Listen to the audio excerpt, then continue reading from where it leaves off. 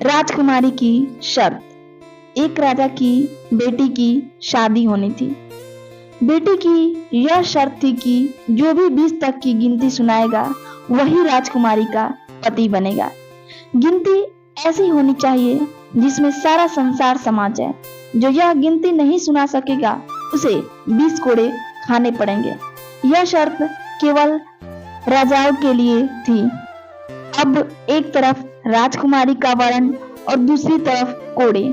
एक एक करके राजा महाराजा आए। राजा ने दावत का आयोजन भी किया। मिठाई और विभिन्न पकवान तैयार किए गए।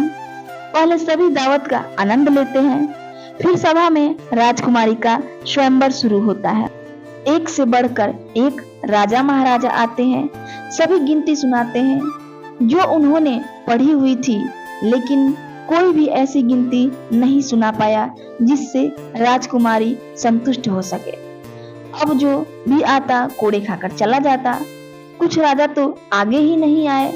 उनका कहना था कि गिनती तो गिनती होती है, राजकुमारी पागल हो गई है।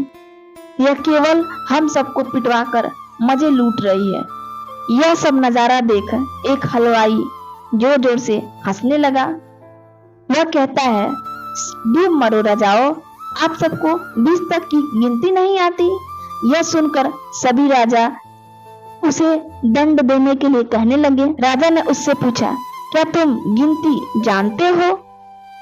जानते हो तो सुनाओ। हलवाई कहता है, हे राजन, यदि मैंने गिनती सुनाई तो क्या राजकुमारी मुझसे शादी करेगी?